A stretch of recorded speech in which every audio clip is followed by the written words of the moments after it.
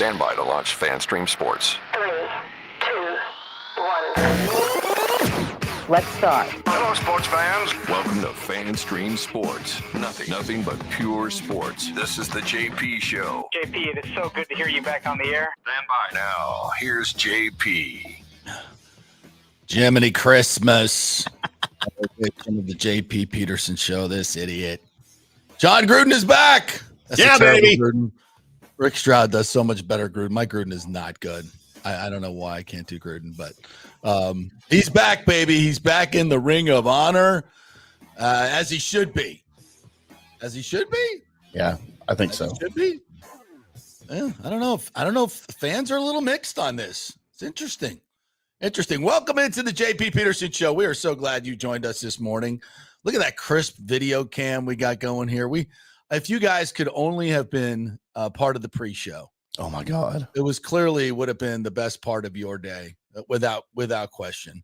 My good friend Timmy Ham at our FanStream Sports Dallas affiliate and I trying to figure out technology. We Cameras. should have recorded the whole damn thing. You know what we need to do? We need to set up a subscription service on the YouTube channel. Yes. Where we will start broadcasting for subscribers who pay a $9.99 a month fee to watch our pre-show every day for 30 minutes before we come on the air, and the fiasco and monotony that's involved with it.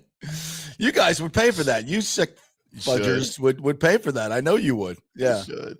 And then we'd all be fired before the show even began. You think we say some stupid shit on the show? You should hear what goes on before the show. Oh my God. Absolutely. 100%. Anyway, welcome into a Friday edition, which it should be absolutely a fanatical Friday. We got lots of cool stuff to get to. Lots of things going on in the NFL, the Bucs. Of course, we got the Lightning to talk about last night. 7 in a row. Do not touch Andre Vasilevsky. Do not get near him because he is scorching hot. Don't wash his underwear. Scorching hot. No, he ain't doing that. Oh my God. Absolutely. It's so fun to watch. So we'll get into Lightning. We got Buck stuff to get to. Obviously the John Gruden thing, and we got some top bowl stuff to talk about. Valspar coming up. We got the Grand Prix coming up. We may or may not have a driver on today, depending on how things go. So I don't know where the show's going. Erik Erlendsson going to join us at 10:30. That's a lock. He's in. So yeah, we got lots to get to today. The Gene Hackman story. What the hell's going on with Gene Hackman? It's getting weirder and weirder. He's dead. I get that. But man, that whole circumstances surrounding his death. Is a movie in and of itself. The dude just probably produced his 1,000th movie by doing this. What a career, though. Yeah. We didn't really talk about his career, so we got to get into some of my favorite Gene Hackman movies. Just one of the greatest actors of all time. Ray's stuff to get to. Boy, I had a conversation yesterday with a local attorney very close to the sale, describing to me negotiations with Stu Sternberg. These conversations always start with, "You're not going to believe this." I'm like, "Oh, yes, I am. I've heard it all, bro. I have heard it all." And so we'll get into a little bit of that as we go through it as well. So good morning to all our great commenters. Good morning to everybody joining us at the show, where the numbers are already climbing this morning. So let's get right into it. And where do you want to go, Timmy? Where do you want to go this morning? You want to start with the Bucs? You want to start with the Bolts? We got Erik coming up at 10:30. So let's go ahead, since we got Erik coming on it here in about 30 minutes. Let's go ahead and get into some Bolts. Well, you know what I'll do? We'll just do a little overview of the game last night for all of you. Some of you can only listen for about 30 minutes, so I get that. We're trying to, get the show to where we hit all the high points in the first 30, 35 minutes of the show, and then we'll go a little deeper into everything as the show unravels. So it's going to unravel for sure. And it's going to unravel. Let's just hope we don't get off on a tangent here and just too quickly, and we'll try to get to it. But another dominating defensive performance last night for the Bolts as they win 3-0 over a game Calgary team that has trouble scoring, but very tight defensively. And it was a tight game. I mean, the Bolts did not play a Picasso last night in any way, shape, or form. It was especially the first period was kind of just very uneven. Even Ryan McDonough looked out of sorts last night, which never happens. And I think it's just a weird juxtaposition of the schedule and the Four Nations and guys being off for 2 weeks and some other guys being razor sharp in their skating. It's just a little bit different. And Cooper's mixed up the lines a little bit as well, putting Gergensons in with Cirelli and Hagel. And has really worked from a defensive standpoint. They absolutely shut down McDavid and Draisaitl the other night for the most part. And which, by the way, I went and watched the condensed version of the Panthers Edmonton game last night, Stanley Cup rematch. That was a hockey game last night. Oh, that was take 10 minutes and go on YouTube and watch the condensed game of that. That was something else. Of course, the Bolts will be down in Sunrise on Monday. But last night was just a very clinical dismantling of the Calgary Flames. Offensively, the Bolts weren't great last night. Kucherov gets a power play goal off a skate. He wasn't aiming for the skate. You could tell by his reaction, but sometimes you never know. Sometimes you never know. Little bank shot to get him on the board. And last night, Wolf was in goal for Calgary. It was really good last night. Dustin Wolf was really, really good. So the Lightning got some chances, but they just weren't great. But this is vintage 2021 Vasi, man. He is locked in. And I spoke with Egblom about this last night on the post-game show. Did you tell him I said hi? I did, of course. I said, your stalker says hi. Still don't have my dinner invite yet. So he, it's you think about it. He had major back surgery last year. Okay, so it takes time for your core strength to redevelop because all that atrophies when you go through a back surgery. Not all of it, but some of it. It takes a while. And you're talking when you're the most elite goaltender in the game. He was really good last year, but that's not Vasi. And really good is not Vasi. Vasi is the best goalkeeper on the effing planet. That's the real Vasi. And that's what I think we've seen once we caught past the ridiculous circus that was 16 games in January, where Cooper talked about it. It's like, we're playing well. We're playing well defensively. I like what we're doing. We were under 500 in January, but I like how we're playing. And that was when the puck just wasn't going in the net. They were creating high danger chances. The puck just was not going into the net. We said that's going to regress to the mean. And this is what February has been, as they pointed in every game in February and won 7 in a row. And Vasi has allowed 12 goals in the last 7 games. 12. That's it. 12. And that's not too bad. 2 goals in the last 3 games. Not too shabby. One of them being against Edmonton. Yeah. So Connor McDavid. It's, this is vintage Vasi. And last night in the third period, he made a few saves that were really great saves. But, when he makes it look this easy, that's when the Lightning are at their best. And they as a team, they didn't play great last night. I think in the first period, I think they picked it up in the second and the third period, the first 10 minutes of third period, which is lockdown. When the Lightning can get a lead, a 2-0 lead, this Chernak had a great goal last night where Hagel pulls it off the boards, makes a great play to recover the puck, pulls it off the board. Chernak coming from his defenseman position and just really great goal scorer's goal, really great wrist shot just under the glove of Wolf. It was a fantastic goal, and that gave him kind of some breathing room. And then it was lockdown time. It was like the Stanley Cup lockdown time. They've now won 20 games in a row where they are either tied or leading in the third period. That's how good they're defending. And it's not just the defensemen, it's the forwards are defending well. It's just great to see. It's a hot goaltender too. That helps a lot with those stats. Vasi is now 11-0-1 in his last 12 starts. That good? It's pretty good, isn't it? And it's the right time of year you want to be getting hot. Cirelli's having a career season again. He's tied his career high now with 45 points. He did that. He had 45 points in all of last season in 79 games. He's played 56 games this year. He's at 45 points already. Yeah. So he will far surpass his career high points-wise. Assists, he's already had his assists and goals total. He's got the exact same amount of goals and assists, 20 and 25, as he had all of last season. So he's getting hot. He's coming on. And this is like I said, this is the time when these boys need to be getting hot. Yep. Start separating yourself. And they're now 3 points behind the Panthers, 2 games at hand. Mm-hmm. Even games with Toronto, 2 points behind them. 3 games at hand. Is that what you said? 3? It's 3. With the Panthers? Yeah. Is it 3? I thought it was 2. But they're going to play the Panthers on Monday in Sunrise. That should be absolute tremendous theater. But before that, they got Washington in a nooner, 12:30 on Saturday. Of course, the Caps now lost a couple in a row since the return. Ovi did not score last night, so they were beaten again. So they're a little bit of a downer. So here come the Lightning for that one. And that should be, again, could see the Caps, number 1 team in the East, could see them in the playoffs. Could be a conference finals preview. And then you got the Panthers, which could be a opening round preview on Monday. Then you got Columbus, who's now actually in a playoff spot in the wild card in the East. So, and getting ready to play an outdoor game. Yeah, fun times ahead here for the Lightning. This is go time. Could not be more excited. And, of course, the big question mark, what's JBB going to do? JBB's got room to flex. Believe $5 million they've created in cap space for this season.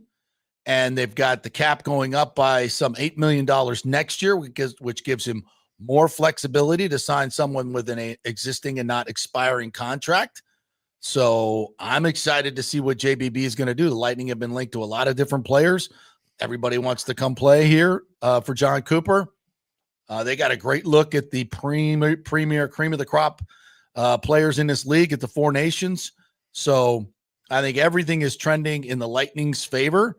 I haven't looked at the odds recently, but Engblom mentioned last night that the ones he saw still had Edmonton as like the 13th best, 13% best. It's a wide open field, but I got to look at the odds. I think I'm going to go lay a little pizza money on the Lightning to win the cup. Really? Yeah, because they might be probably about 6 or 7 to 1. Let's go ahead and look that up. Let's go ahead and look that up for me. See where they're at. Let's see. NFL futures Stanley Cup odds for 2025. Yeah. The Lightning now. I'm going to say plus 650. Oh, yeah, you're not close. Not close? What are they? And we've got, of course, about 7 different sites here, but the lowest, you're looking at average of about plus 1,600. Holy, really? Oh, the lowest I'm seeing is plus 1,300 by DraftKings. The highest I see for the Lightning plus 1,800 by Bally's. Give me some of that. Yeah, and somebody else. So give me some of that. Run them down for me. Who you got? Let's go first to where the Lightning are. Above the Lightning? Yeah. Let's go first to wherever the Lightning are. At the top is at the top would be the Edmonton Oilers around plus 600. Okay. The Panthers average about plus 850. Okay. Hurricanes around plus 900. Really? The Dallas Stars of the Dallas area plus 1,000. The Winnipeg Jets plus 1,100. Maple Leafs, it's laughable, plus 1,300. Value with some Jets there. Yeah, very much so. Yeah. Your Capitals at plus 1,200, plus 1,300. So the top 2 teams, the Jets and the Caps, are well down. That's interesting. Yeah, and then your Golden Knights plus 15, the Devils plus 15, and then the Lightning come in at about plus 16, plus 18, 17, whatever. Oh, right, yeah. That's right behind the Lightning are the Avs. So interesting. Very interesting. Thank you for that. So I love the way the Lightning are playing. And as Brian said, there's whispers. The whispers are starting around the NHL. Ooh, but you want some tremendous value? Yeah. Go get San Jose Sharks to win the Stanley Cup at plus 500,000. It's not enough. I've seen them play. It's not enough. Well, hey, listen, we've had, the St. Louis Blues were one of the worst teams in the league and went 19, and they came out of nowhere. They came out of nowhere and won the cup. So you never know in hockey. But I got sick watching that series. This is, but I think the Lightning are great value because, as Engblom said last night, the whispers are starting. Vasi is back, and nobody wants to play the Lightning. Nobody wants it. And the Four Nations pop that you get, our Canadian players and our coach, I think John Cooper, you saw the emotion from him when they won. We talked about, Brian Bradley talked about this, and Erlendsson and Engblom, all about the pressure. I mean, we don't watch TSN, so we don't know. Right. But the pressure that was on Cooper to win that, I think was tremendous, and just another notch in that guy's freaking Hall of Fame resume. Yeah. Do you know, Tim, I don't know if you know this, but at every level, his story is just insane. Somebody needs to do a 30 for 30 on John Cooper. It's pursuing a law degree, just gets into beer league coaching, and then, starts, working his way up from literally the bottom of the dregs of professional hockey. Mm-hmm. And at every step, he won a championship.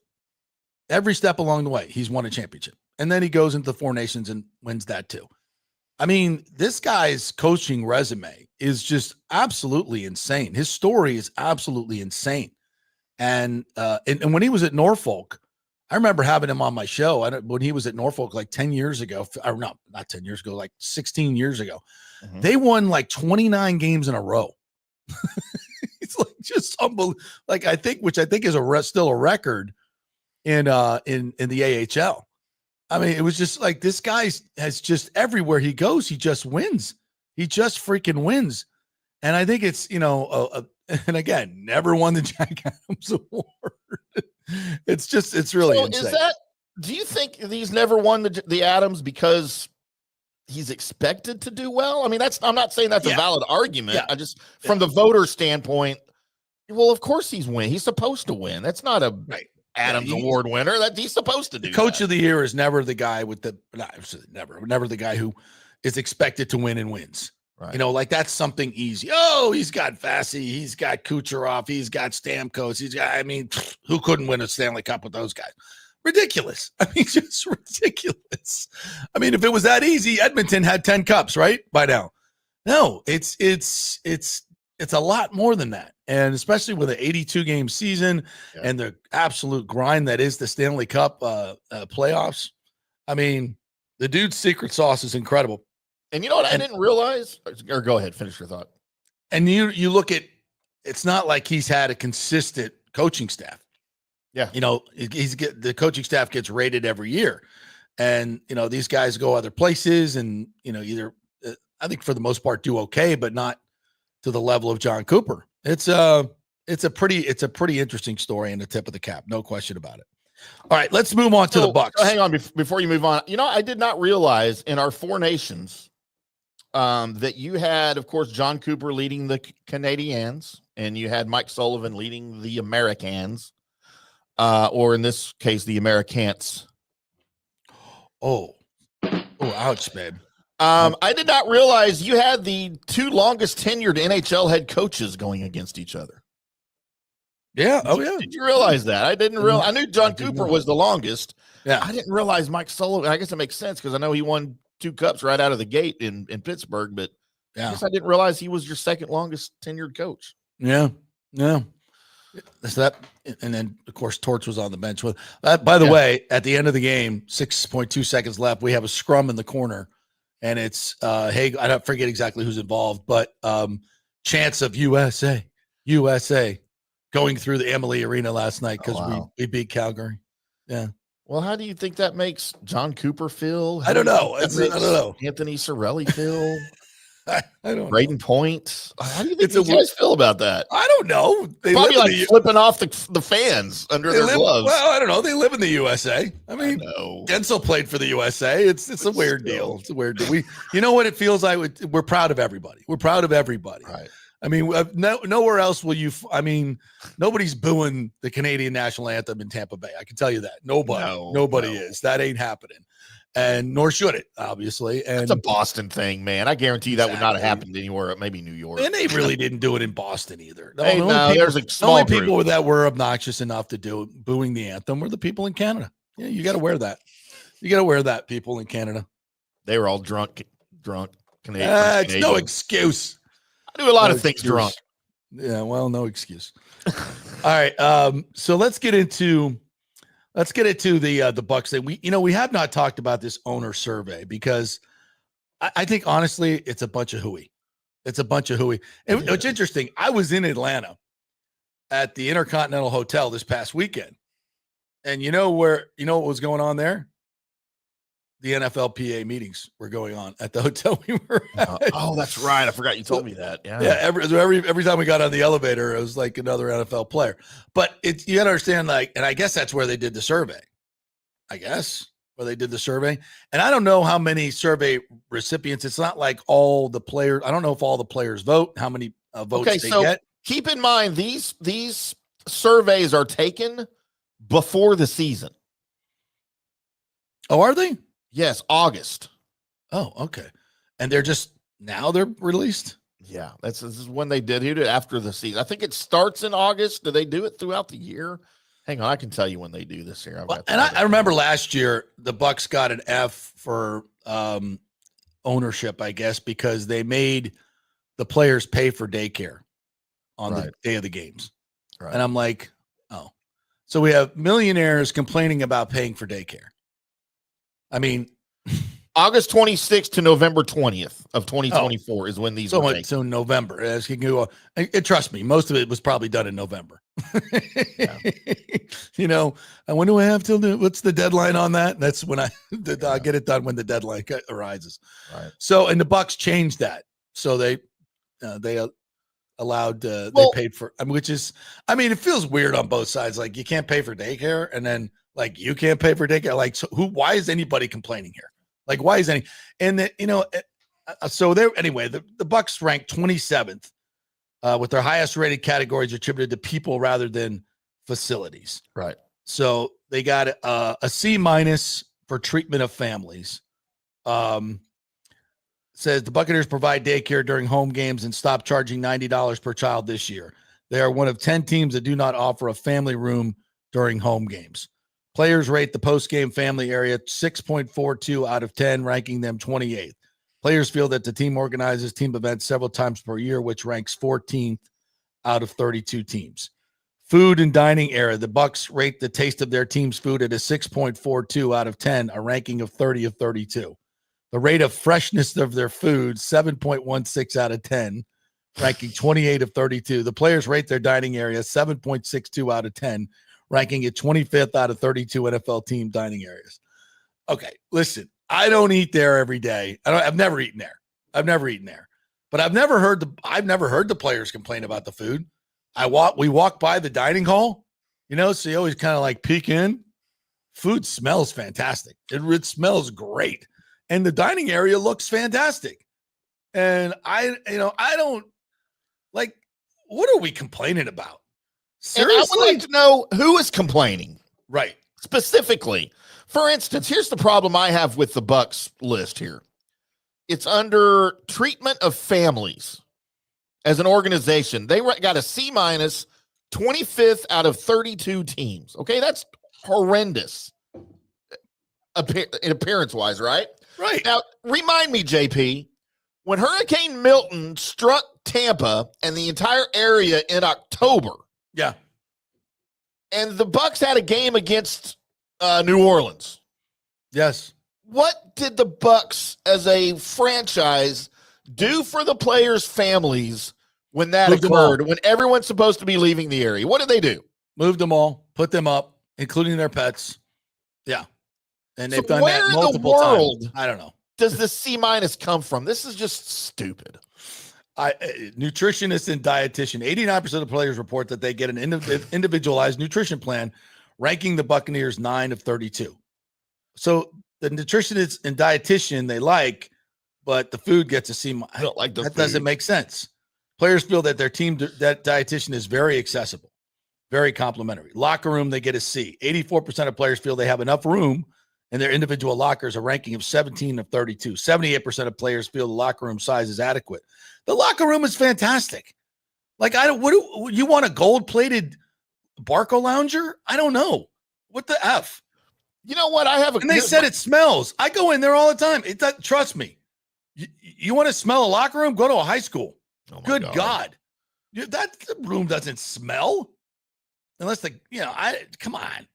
I don't know what the hell these guys, but most like 84% say it's positive, 78% feel it's adequate, but yet you get a C. I don't know. You get it. Like, I don't know how the rankings are, 78%. They doing it like it's a graded test. Like you get 78%, 84% of players to agree on anything. That should be an A+. As far as I can say. So here's another question I have. I would like to see this survey and how the questions are worded, because I think that matters. Yeah. For instance, if you're talking about the locker room and it says 84% of players feel they have enough room, 78 feel like the locker room size is adequate. Is the question worded in a way that steers an answer, right? Yeah. Like, does it say, if you could have a larger locker area, would you like that? Well, everyone's going to say yes. It doesn't mean they don't like the one they have now. Right. But it means, well, yeah, I'd like an extra foot on either side of me. Everybody would. Right. So I would love to see this survey as it's worded for the players with all of it. Yep. Yeah, absolutely. Wow. So anyway, they got an A on strength coaches. That's the only A the Bucs got across the board. We'll get back to this because we're going to get Erik on here in just a second. I'm going to get back more into this. So we'll take a quick break. We'll come back on the other side. We'll talk some more lightly with Erik Erlendsson. We'll do some more on this because I want to get to some of the other complete, and we're going to talk some Todd Bowles, all kinds of good stuff. So quick break. We're brought to you by the Jeeves Law Group, JEEVES lawgroup.com. If you have any legal issues, give them a call to give you a free case evaluation. Scott Jeeves, great dude, very accessible and approachable. Don't feel intimidated about calling because it's a real easy conversation. Jeeves Law Group, JEEVES lawgroup.com. Back in 3. Stay with us. Old Hurricane Helene put a hurting on Tampa Bay, and for many of you, the rebuild will be a long process. You must beware of unscrupulous contractors offering up quick fixes for incredible prices. It's a scam. So go with long-standing, reputable companies like Third Generation Plumbing and AC. My friend John Rodriguez has been serving Tampa Bay since 1995 with hundreds of 5-star reviews. If you need a new AC system or any home repairs from Helene, they will work with insurance companies to get you taken care of quickly, expertly installed, of course, and a 1-year maintenance plan and 10-year warranty included on all AC units. 0% financing for 60 months. Contact them at thirdgenerationplumbing.com or 813-961-8024. That's 813-961-8024, thirdgenerationplumbing.com. So many of our Tampa Bay neighbors are finding out the hard way from Hurricane Helene that homeowners insurance does not cover flood damage. You must have flood insurance. It's a separate policy. Immediately call Italiano Insurance at 813-877-7799, and they will shop around to find the best policy before rates go up. Lock it in. Over 60% are underinsured in Florida, or you're not getting your discounts that you're entitled to. So do an insurance checkup at Italiano, and they could save you thousands of dollars. Italiano will make sure you're with a highly rated insurer, so there are no surprises in your time of need. Our hearts go out to all our neighbors devastated by Helene. These are the times we're proud to protect all the pieces of your life. Italiano Insurance, 813-877-7799. Ciao, Paolo Tini here, owner of Caffè Paradiso, voted number 3 People's Choice Award on Open Table. I want to thank all our loyal family of customers that have been enjoying our great traditional Italian dishes we make from scratch every day. It's a great family story we're proud of. Our family moved from Rimini, Italy in 1984. My dad, Caesar, started Donatello, and that's where I got the start in the restaurant business. I started Caffè Paradiso on South McDill in 1995, and we've been there ever since. From our traditional ossobuco, a veal slow roast for 4 hours, to our daily fresh catch, the Gruppo Paradiso, with a piccata sauce and lobster claw meat, homemade pasta like lasagna, farfalle salchicha, which is a bow tie pasta homemade with fresh sausage. Hold on a minute, JP's favorite. I love it. So come and have a glass of wine with me on South McDill. Get a reservation on Open Table and see all our 5-star reviews. Ciao, see you soon at Paradiso. Let's go. Right now, back to the show on FanStream Sports. All righty, welcome back to the JP Peterson Show, coming to you live from the Jeeves Law Group studio in beautiful South Howard, Soho. What a gorgeous day outside. I got to get out and play a little golf. We're brought to you by Italiano Insurance, 813-877-7799. Make sure you get your insurance checkup. Make sure you got your flood insurance, your business insurance. Let them shop around all your insurance products. Could save you hundreds or maybe thousands of dollars. Great customer service in business for over 60 years. Great local company. We love our local companies here. It's Italiano Insurance, 813-877-7799. Speaking of local legends, let's bring in the great Erik Erlendsson, double E's as I love to call him, from lightninginsider.com, the greatest lightning website in the history of all websites. How's that for an intro, partner? I can't live up to it, but I'll try. Yes, you can. You absolutely can. Have faith. Yes. How are you on a 7-game heater of the Lightning? Things are good. Questions get answered much more easily when you're on a 7-game. Hey, you even get to talk to Andrei Vasilevsky. He's even doing podcasts now. Wolfie got him on the podcast. That's how good things are, right? Yeah, that's how comfortable he's feeling nowadays, right? Yeah. It goes into that sort of a public setting. Yeah, I mean, it's a far cry from where we were talking about this team a month ago, where, they had a rough January, they had a rough schedule in January. They had some issues scoring goals, but the one thing that, especially John Cooper kept talking about with this team is we're defending. Yeah. Our chances aren't going in right now, but we're defending. And with the exception of the last 2 games before the break, the games in Detroit and Montreal, which they won. Yeah. They didn't play very well, but they won those games. They've defended very well over the last month plus, and the one thing that the team talked about going all the way back to training camp was we have to be better defensively, and it has to be 5-on-5. And you look at their goal differential now; it's plus 53 after last night's game. Mm-hmm. Ryan McDonough, third in the league, who's a big part of this, is leading the league in plus minus. He ended up with another plus by his name last night, and he had a game not too long ago. He was a -4, so he's that's right. Yeah, he's been a big part of this. It's crazy to think that before they started this 7-game streak, they were actually sitting outside the playoff spot, and right now they actually have enough points in games in hand to catch the Florida Panthers if they win their games in hand. So it's things can turn around in a hurry. How important is that to catch the Panthers? We were talking about this last night on the last call with Engblom, and he didn't seem too concerned about it. But I'm like, you know what? I want to play Detroit or Columbus in the first round. I don't want to start with Toronto. Ooh. You had to bring up Columbus, didn't you? Oh, shut up. This is not, what was that, 19? Was that 2019? Yeah. It's not 2019. It's not. It's with Torts behind the bench. That whole thing was a setup. I swear to God, that whole damn thing was a setup. But no, I have no fear of them. But with the Panthers. By the way, have you watched the Panthers Edmonton game from last night? I watched the condensed game when I got home last night. I have not. Go watch some of that. That was one hell of a game last night, and we'll be down there Monday. But I digress. How important is it to get to first place? I want it just because I want to see a different damn opponent in the first round. If they make Exactly. I'm just tired of seeing the Leafs and the Panthers. The league did this because they wanted to create rivalries, and they've created boredom out of it. Like, it's boredom. I don't want to see these teams again. And I want to go back to the 1v8 the way they had, a number of years ago. But I think there is something to be said to that, though. I mean, the Panthers are obviously the Panthers, and even without Matthew Tkachuk, who's a big part of their team, and there's still question marks on, what his injury is and how long he's going to miss. He's going to be out for a while. He's certainly not going to play Monday when these two teams get together down in Sunrise. And the Leafs under Craig Berube look like a different team, right? They look like they know how to defend now. We talked about defending. The Lightning are 27-1-1 when leading after 2 periods, which is a great stat. Well, the Leafs are 25-0.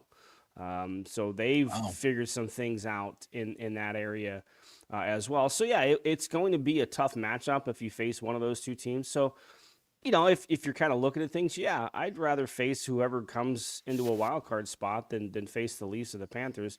But is it important?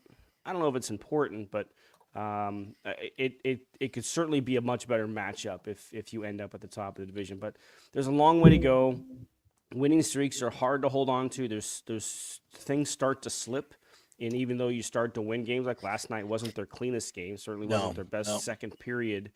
When we talked about guys like McDonough and Cirelli with bad turnovers, it's, something slipped a little bit. And, now they're going to two tough road games, right? Washington tomorrow, Florida on Monday, Columbus, who's playing, they're right there in that picture. They come in here on Tuesday in the second half of back-to-back. So the schedule's, got some challenges in front of them, but I'd like to see them win the division just because I'd like to see a different opponent. Yeah, absolutely. So much of this is about Vasi, and it looks like Vasi from the Cup years, and this is expected. I mean, you talk about a major back injury, major back surgery, the wear and tear that Vasi put on his body in his early years, which he has, had to.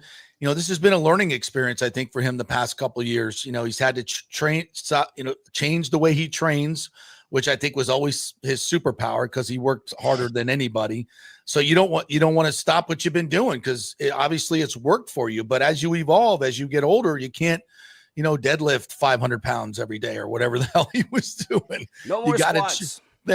So you got to evolve. And I think he's found that sweet spot now where his reaction times, he's seeing the puck. He looks fantastic. Last night was another virtuoso performance.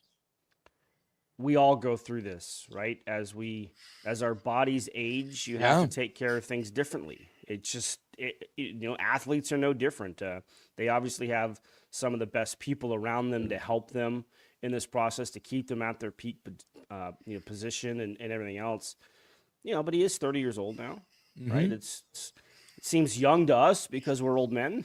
But Vans, that's old, and it's getting up there in athlete years, right? The athlete years are a little bit different than the rest of us, and I think that's one of the things he said at training camp was he has had to retrain his brain in some ways.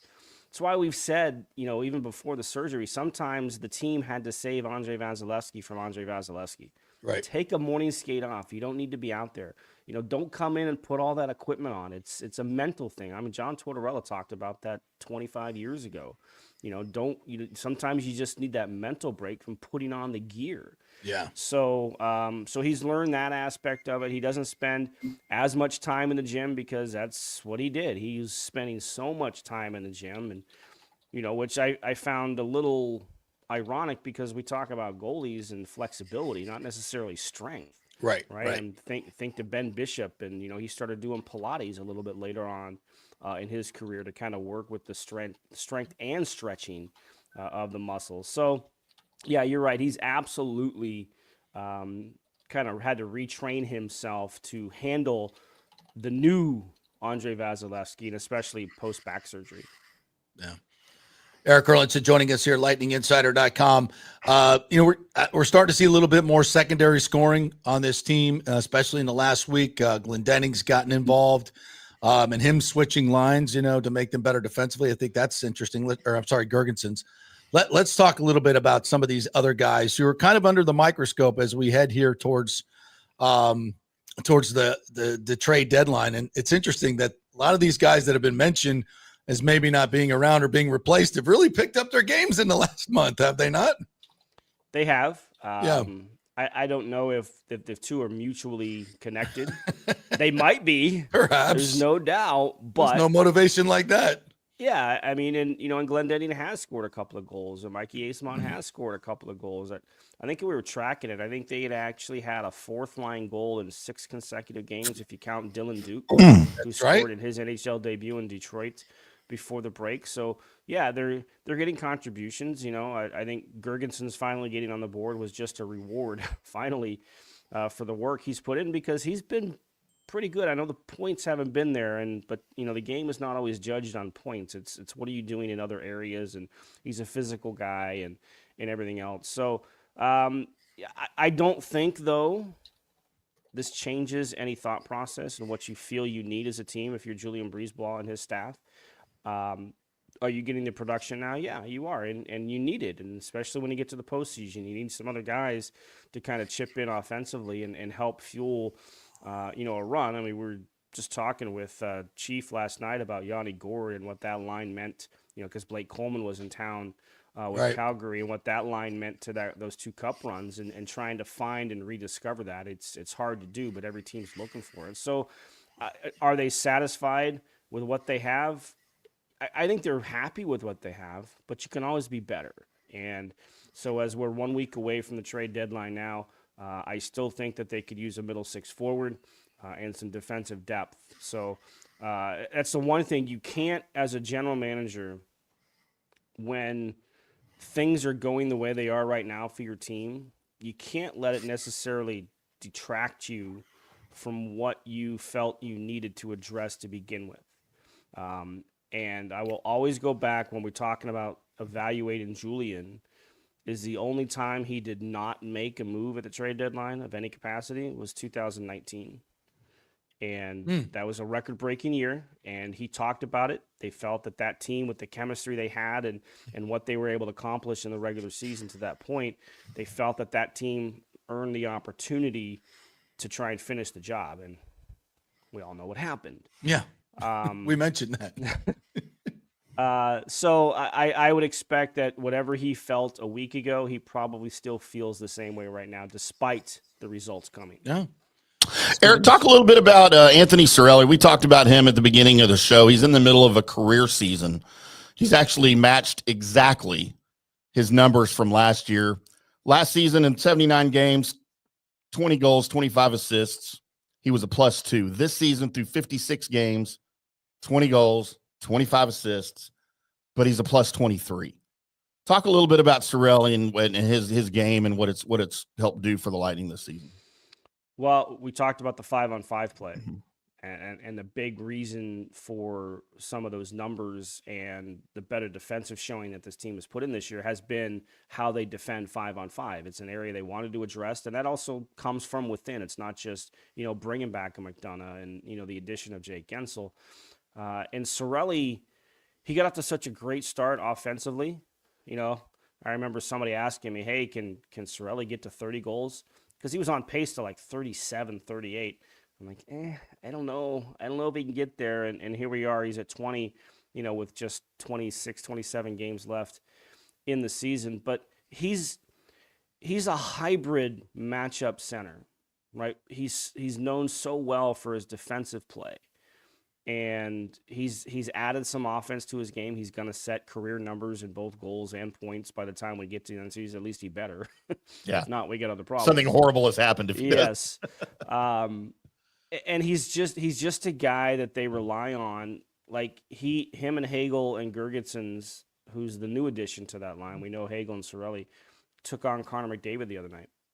That was the matchup that they wanted. They wanted Cirelli's line out there against him. And other than the one time McDavid generated some speed through the neutral zone and had that chance on the backhand, he wasn't as noticeable, and that's not easy to do. Like, Connor McDavid always finds a way to make some sort of an impact on the game, and he couldn't find it because Anthony Cirelli was part of the opportunity to shut him down. So you want the offense, you need the offense from Anthony Cirelli, and you're going to get career offensive numbers. But his main priority is always going to be, can you shut down the other team's top center, and can you make that other team's top line play in the defensive zone, which means you're forechecking, which at the end of the day needs to be the strength of Cirelli and Hagel, because that's a big part of who they are. And so we talked about Vazzy too, of course, and with you coming on, we've talked about him earlier, but he's super hot right now. He's in Stanley Cup form. How can John Cooper manage him for the little bit of the remainder of the season to continue this deep? You hate to take him out of goal for so-called rest because you don't want to disrupt the flow and the momentum that he's got. But at the same time, you don't want him to wear down and play him so much that by the time the playoffs roll around, he's a little tired. So what can Cooper do to maintain that for him? That's always a question mark surrounding Andre Vasilevsky this time of the year. And there is a fine balance. There is no doubt. I think they only have a couple of more back-to-backs. They got one Monday, Tuesday, which is at Florida at home. They get another one that's at Utah, at Vegas later this month. But I think besides that, I think everything else is pretty much spread out. But they do have a busy March. So we talked about how busy January was. January ended up being 16 games in 29 days because they squeezed in that makeup game against Carolina. March is 15 games in 29 days. So it's almost the same type of schedule. Yeah. More home games here, right? They're not switching back and forth to time zones. They're not going out west to California and northwestern Canada, anything like that. So there's a few more home games. It's not as grueling as that schedule was in January, but I think that has to be a factor in how they do utilize him and give him some opportunities. Now, Jonas Johansson had missed the past month. He got injured after the Chicago game. So Vazzy has started every game since then. Johansson's back now. Whatever injury he dressed last night for the first time, that factors into this because the points are so valuable that you don't want to just, like we speculated whether Brandon Halverson would get his first NHL start, not his first appearance, but his first start in the game in Montreal before the break, and Vazzy ended up starting back-to-back because he had 2 weeks off. And that factors into it too. There's so many factors that go into this, is that he did get 2 weeks off, right? He didn't go to the Four Nations. He wasn't playing games. He got 2 full weeks. Huge. 10 days away from the rink, 2 weeks away from game action. And that, he's looked sharp. I mean, he's 2 goals allowed in the 3 games coming out of the break, and he's been a big part of that, obviously. So it is something to kind of keep an eye on. Where do you spot start Johansson outside of the back-to-backs? Assuming Johansson's healthy, and we do because he dressed last night, but there will be more starts for Johansson than just the back-to-backs. I think he will get a couple of more sprinkled in there because you want to make sure that whatever groove or whatever is Vazzy's feeling right now, you don't want to disrupt that either. So it is a fine balance and something to keep an eye on for sure. All right, I was looking at some of the players out there in the NHL rumor mill. You want to go through a couple of these that might find their way to Tampa Bay? You mentioned some defensive depth. How about Radko Gudas, the captain of the Anaheim Ducks? $4 million AAV. He's under contract for next season. The cap is going up, so JBB's got some flexibility. It can fit him under the caps. Is that a name you would be a fit, former Bolt? He plays a heavy game. Yeah, he plays a heavy game. There's no doubt about it. Yeah. One thing that I've learned through the years, though, is that reunions don't obviously play out very well. And he's been gone for a decade. I can't believe I just said that. He's been gone for a decade. True, yeah. He was traded in the Braden Coburn deal in 2015. The 3 a.m. deal. That deal was announced at 3 o'clock in the morning. Thanks, Steve Eisenman. I do like his game, and he's certainly a different player now than he was when he was here. He's even a different player than when he was in Philadelphia, right? You think back to he was a part of the Panthers when they made their first run to the Cup a couple years ago and lost to Vegas in that Stanley Cup final. But having said that, I don't know. It fits the mold, right? He's a right-hand shot. Yep. Right? He fits kind of the area. And that physicality is something people have said maybe we could use a little bit more edge here at the playoffs, a little heavier. Yeah, it's an idea. But again, me and looking back at reunion players, they don't always tend to work out, even though it has been 10 years. That's a much different player. What about some of the forwards that might be? I've heard Brock Besser's name mentioned. I don't know about that. Ryan O'Reilly, Jake Evans, obviously with Montreal. I don't know if there's going to be sellers, obviously. A Borkstrand from Seattle, his name's on this list. What are you thinking? We'll throw Alex Tuck in there too. His name's been tossed around quite a bit. Given the history of Julian and we'll factor in the cap because the cap is going to go up for the first time, a pretty decent jump that's going to happen. He's always tried to look for guys with term. Hasn't been able to do it the last couple of years just because of the cap constraints that they were under. And, the dude Claire and Dumba last year were both rentals. Yeah. David Savard was a rental in 2021. But he tries to look for guys who have term, especially if you're going to give up a decent amount of assets. So Brock Besser, dream acquisition. Yeah. Boy, could he help the power play. Mhm. And I know the power plays percentages are good. Their execution hasn't been very sharp. I agree. For a good while, right? Even last night's goal was a power play goal, but it deflected in. Victor Hedman's 5-on-3 power play goal deflected in, right? Like those aren't pure power play goals. They just happen to come on the power play. And he would certainly help in that area. But could you re-sign him? He's going to command a lot of money. He's a 40 goal scorer, right? So is Julian going to give up all those assets to go in for 1 year? And I think the East is wide open this year. Yep. I don't think it is as good of a season as Washington is having. I don't know if you can sit there and say they're the clear-cut favorite coming out of the East. I think the East is as wide open as it's been in a number of years. So you have an opportunity in that aspect if you make the right moves, if you make the right fits. And Besser's a professional, right? He would fit right in, in a top 6 line, but it would cost you a lot. And then I'm not so sure you could re-sign him even with the cap going up. I look more for middle-tier guys like the Jake Evans, like the Alex Tuck. Those are the type of players that are probably more in the range of what they might give up, because you don't want to give up on Isaac Howard, right? You don't want to give up. That's off the table. That's off the table. I mean, you don't want to give up your best asset, and we've seen through the years. And I mean, the good news in all this is that you don't have to disrupt the roster. Yeah. Whatever deal you may make, because it doesn't have to be dollar in, dollar out, because you're not tight against the cap. You actually have some room with the way that they've managed the roster this year and how they can kind of put things together. So I look more middle tier than a Brock Besser.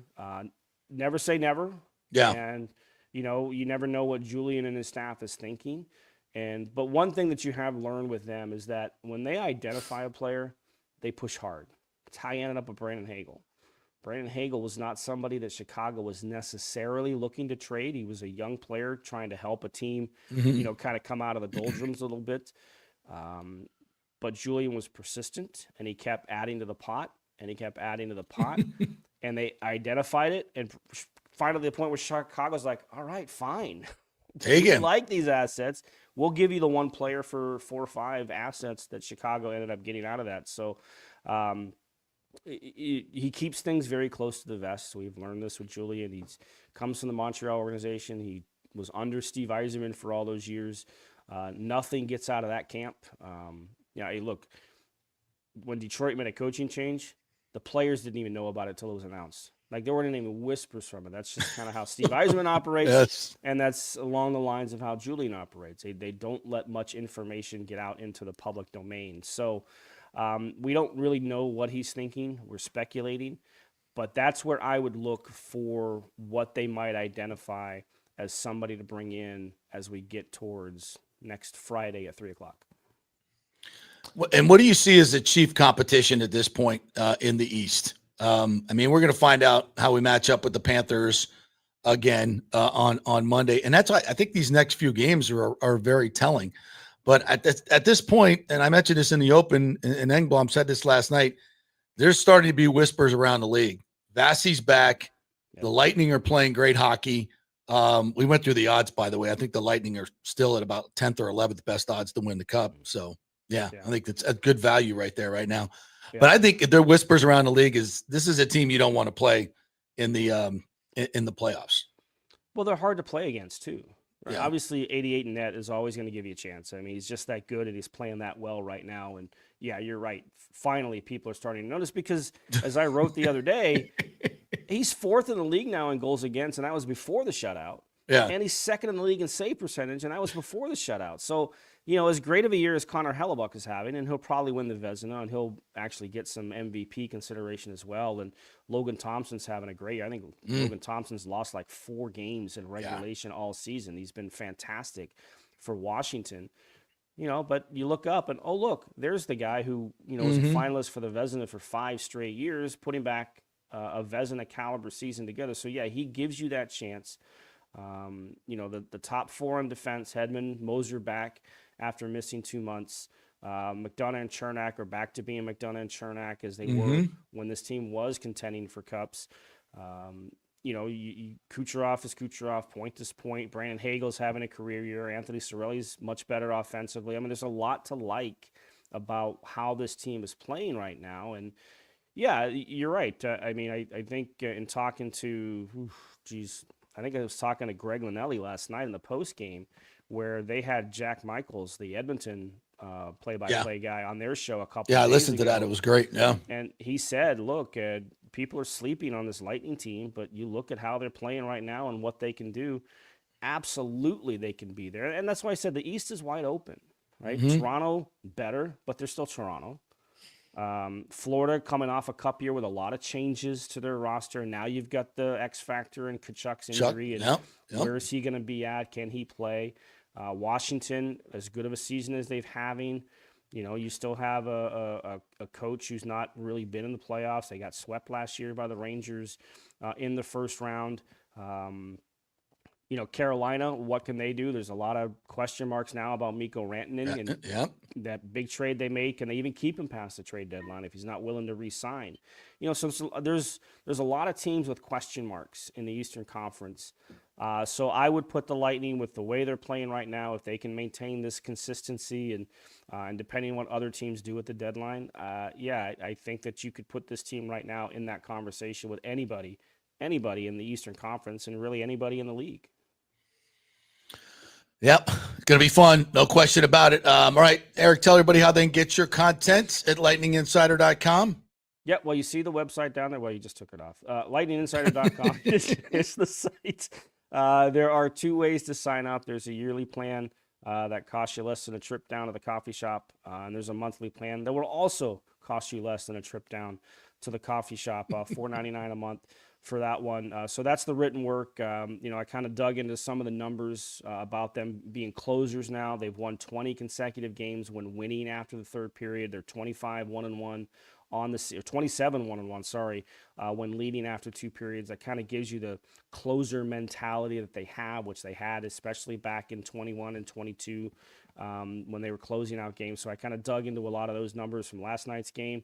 And then, the radio broadcast, right? I'll be back on it tomorrow. We get brunch with Linnelli and friends. Nice. 12:30 start in Washington. So that the pregame will be at 12, and then me and Chief have the last call afterwards sometime probably around 3 o'clock. So a lot going on, a lot to keep track of, especially with the trade deadline coming. We will be out playing golf on Saturday, so we'll be having you guys on as we listen to in this beautiful weather. So it's going to be a great weekend to listen to some great Lightning hockey. Thanks, partner. Appreciate your time as always. Yep, anytime. Be well, boys. Great Erik Erlendsson right there. Man, I am getting so jacked up for the playoffs.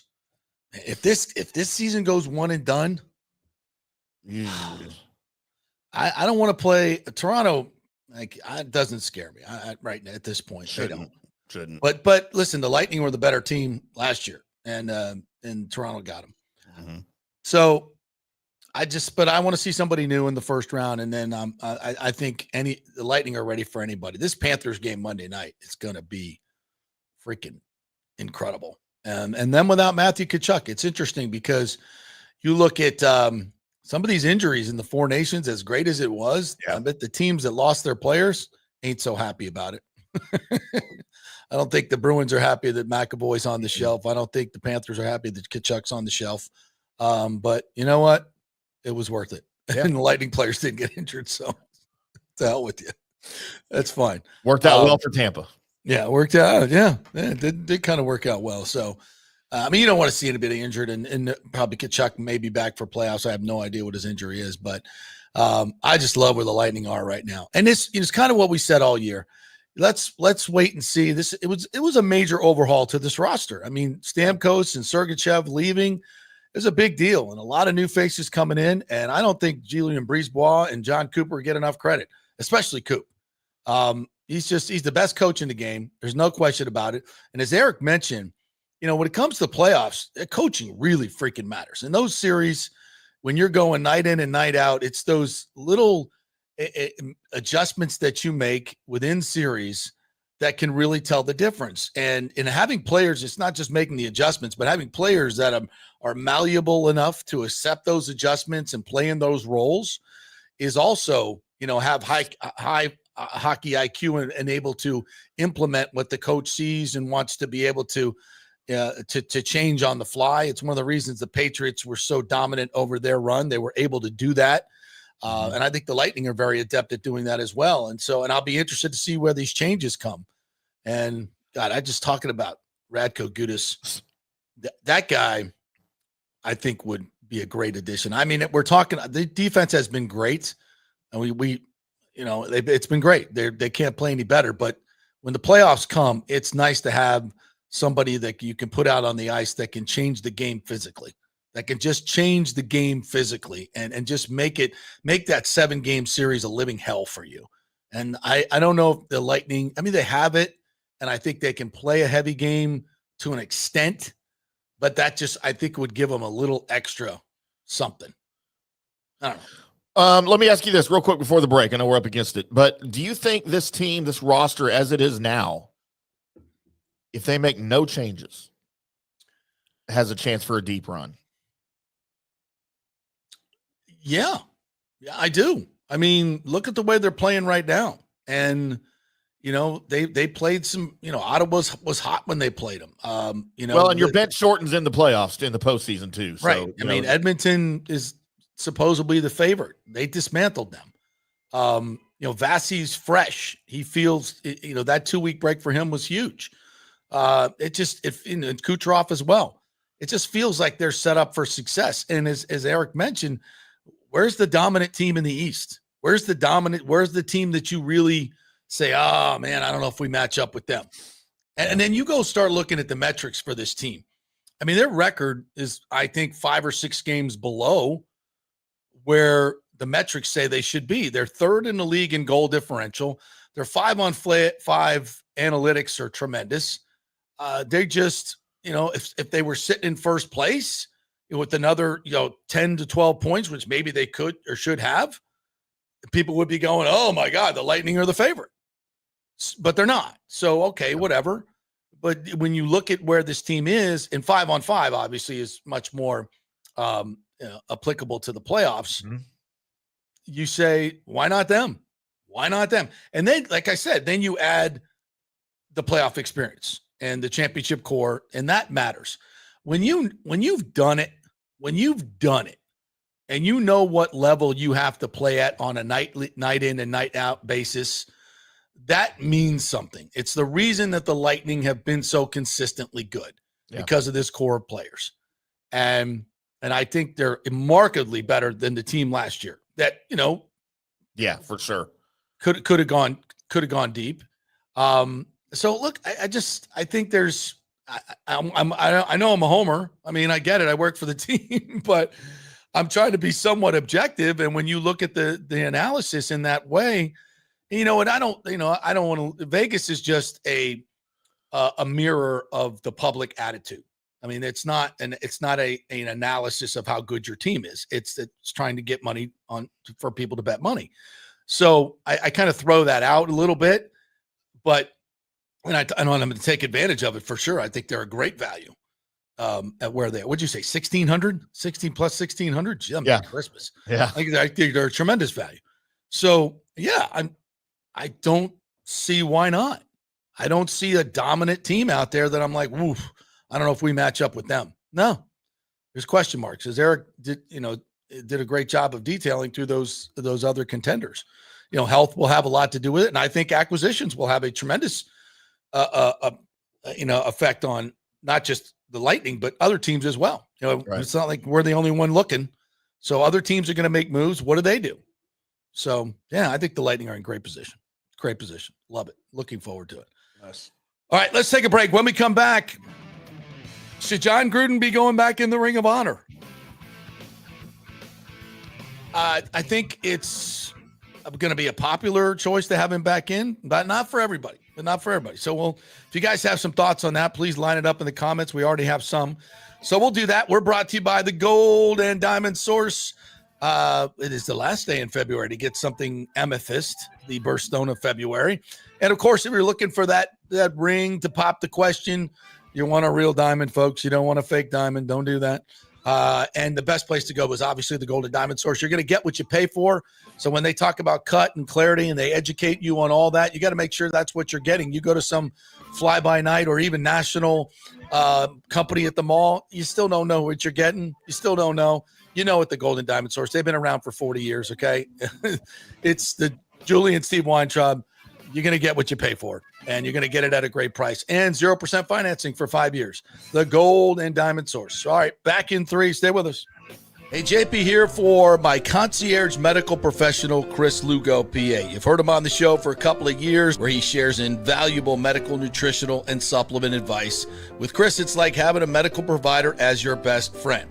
What I love about this concierge service is the convenience and support he offers. I can text or call him 24/7 with any questions or concerns, and he'll promptly call in a prescription if needed. No office visits or copays required. It gives me peace of mind knowing I have someone genuinely invested in my health, not just focused on insurance profits. And the best part, the Bay Area Modern Medical Center's personal concierge service is more affordable than you might think.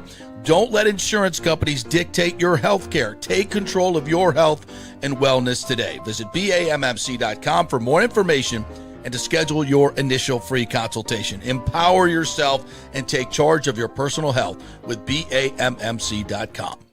Hey guys, February's birthstone is amethyst, a stunning purple gem that symbolizes peace, protection, tranquility, and sincerity. Celebrate her birthday or your 6th and 17th wedding anniversaries with an unforgettable amethyst gift. And of course, for over 40 years, the Golden Diamond Source has been Tampa Bay's most trusted name in fine jewelry.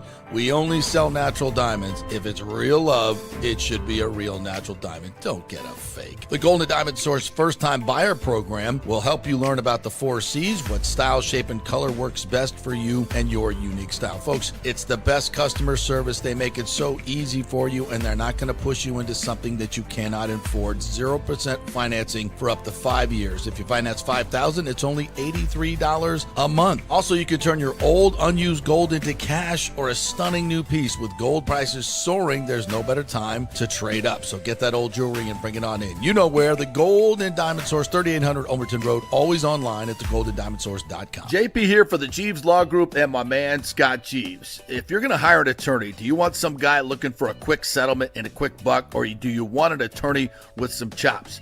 Scott is a board-certified civil trial lawyer and a certified circuit court mediator. Been practicing in the Tampa Bay area for over 30 years. He is a peer-reviewed AV preeminent rated civil trial lawyer. They just don't hand out those classifications. He's been the lead class action counsel on many complex consumer protection cases and has handled hundreds of serious personal injury cases. He's dedicated his career to protecting injured victims and is committed to vigorously representing you.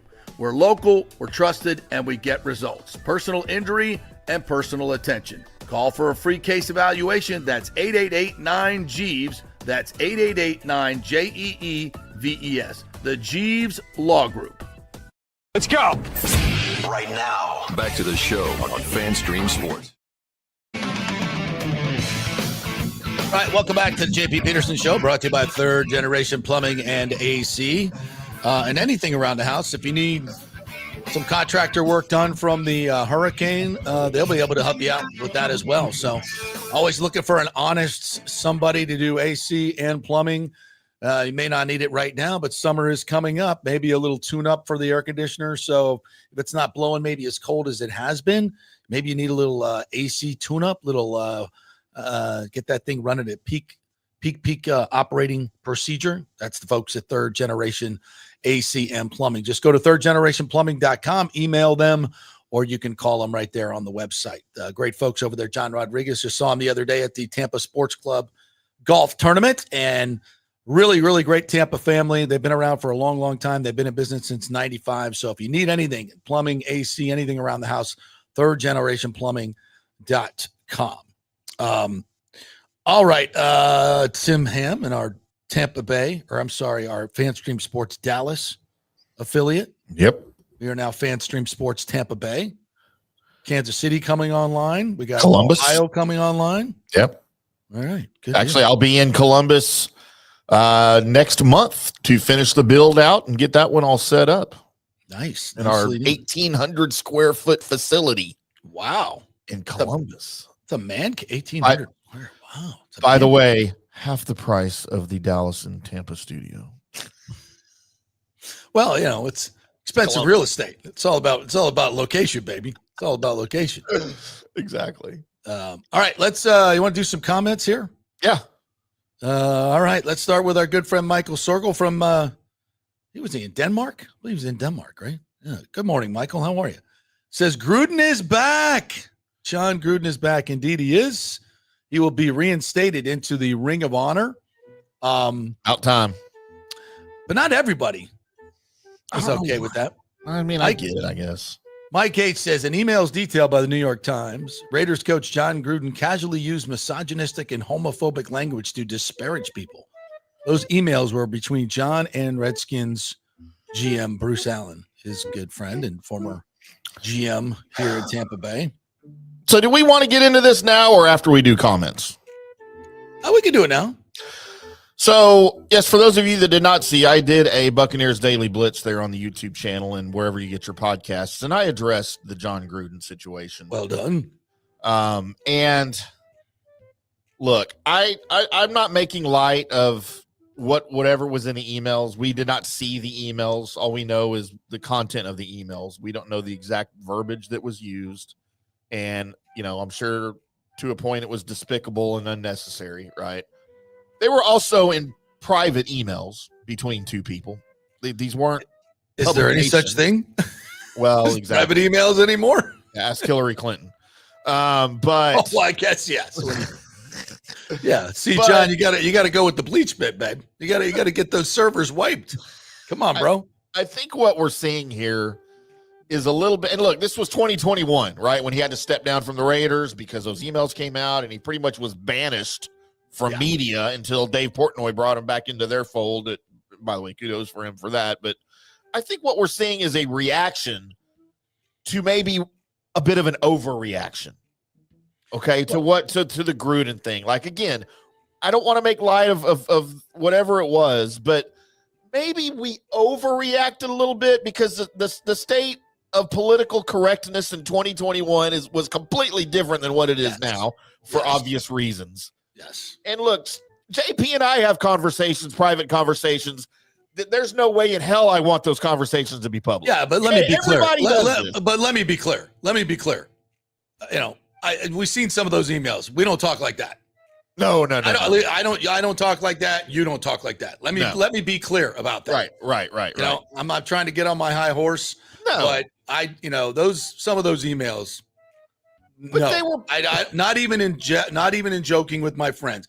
Maybe when I was 17 in 1981, the 80s, yeah, okay, but no, not as a grown ass man, right, not as a grown ass man, and putting those things in emails, and that's why he was removed. Poor choice.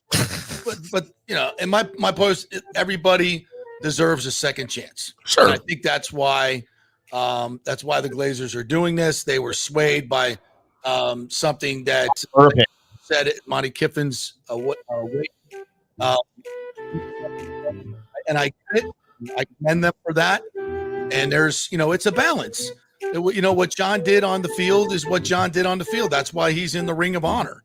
Winning a Super Bowl, you get in the Ring of Honor, and and I think the fans like this move. It's very popular among the fans, not all the fans, but again, I think we condemn what was done, absolutely. But I think we can also say, okay, we're all freaking human. We're all freaking human. I don't use those terms. I would never put that in an email, but it is what it is. It is what it is. Look, as far as I know, O.J. Simpson's still in the Hall of Fame, right? Yeah, I mean, we could go down this rabbit hole forever, Yes. But I mean, look, yes, I just feel like this is a bit of a correction of an overreaction. And again, we're not condoning what was said and what he did, but I think in our time, we sort of have a tendency to maybe overreact, overcorrect on things. And I just think this is a correction of that overreaction. I don't personally have a problem with it at all. No, me neither. Like I said, when the Cowboys were looking for a head coach, I would welcome John Gruden into the freaking Cowboys organization with open arms. Yeah. I love him as an analyst on TV. I love him on Barstool because he gets to kind of be himself and stuff. But it's fantastic. Yeah. So awesome. Just what it is. If you don't like it, I understand that. And I don't have a problem with someone else not liking it or not agreeing with it. My personal stance is I think it's great. Yeah. All right. Let's do some other comments here. John Hill asked a question. Vassy wears underwear? Thanks for sharing your eyewitness event, Tim. Hey, I know a lot of things, man. Don't ever underestimate the things I know. Buck's Basement says, Bowles and Light's comment this week ticked me off. Uh-oh. Bowles' comments always piss me off because he never says anything. he even said JTS did everything right except rush the quarterback. You know, his job. That was a weird comment. But it does underscore. It's like, why are we putting him out there to do something that he can't do? I mean, why does it take 5 years?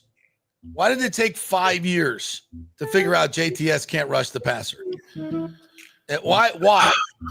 It was pretty evident early on.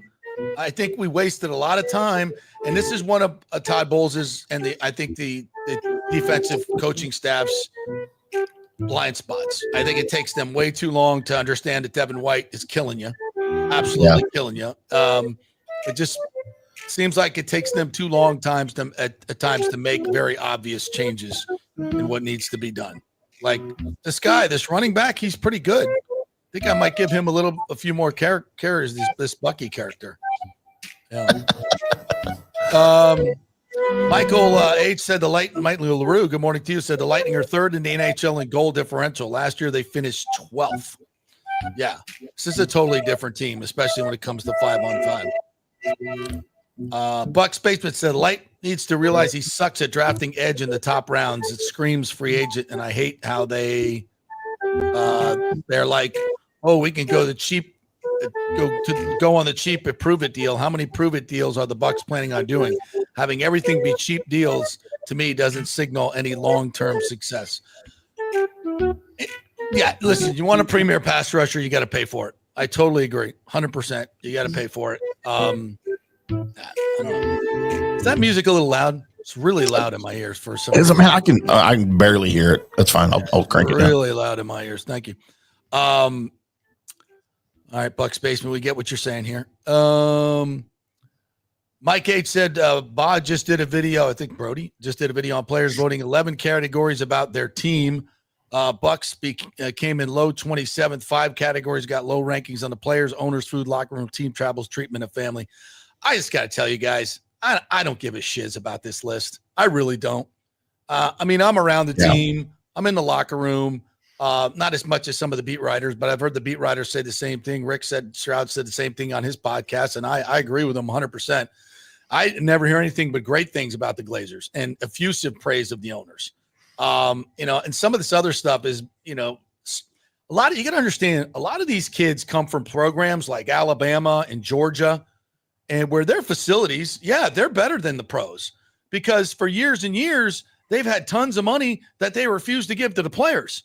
So they had to we got to spend something on the players. So let's go put in 75 hot tubs in a bowling alley and the greatest, locker room you've ever seen. And they went over the top on facilities because they couldn't pay the players. We don't have the money for the players. We can't let them control the money. So the NFL, you got to give 52% of the money to the players.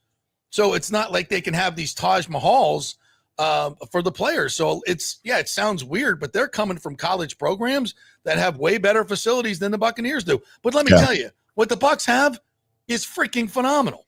It's one Buck place. I know it's 20 years old, but I mean, it's got everything. I mean, you go in their meeting rooms, cushy leather chairs.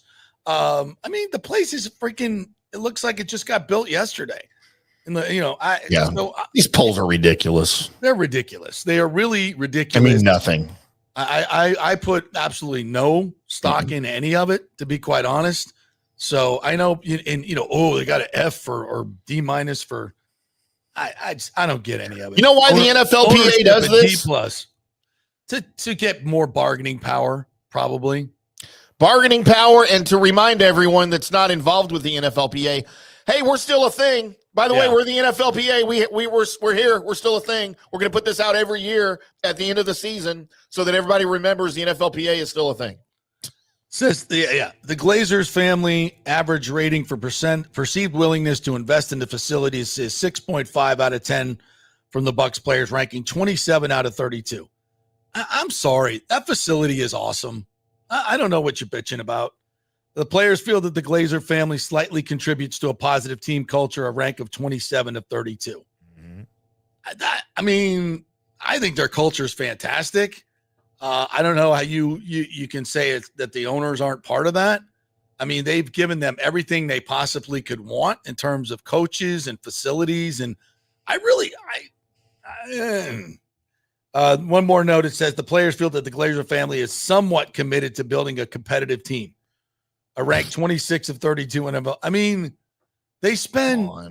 I don't know. I don't know what the players are looking for. They spend to the cap or over the cap as much as they spend on every player. That I don't know. I don't get it. I'll tell you this though. One thing that interests me is Todd Bowles got 100%. He got 100% on the head coach. Let me read these. Head coach, 100% of Buccaneers players feel that head coach Todd Bowles is efficient with their time.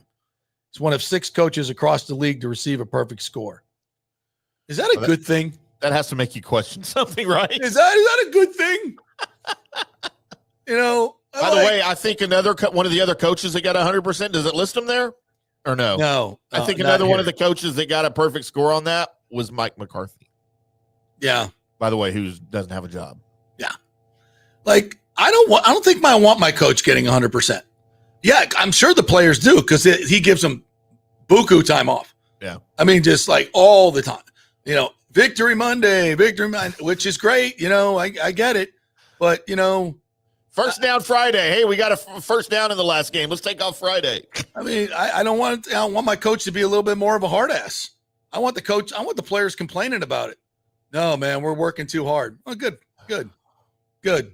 I don't think that's it. I don't think that's necessarily a positive in mine. And then it says the players feel that Bowles is moderately receptive to locker room feedback on the team's needs, ranking him 24 of 32 head coaches in the league.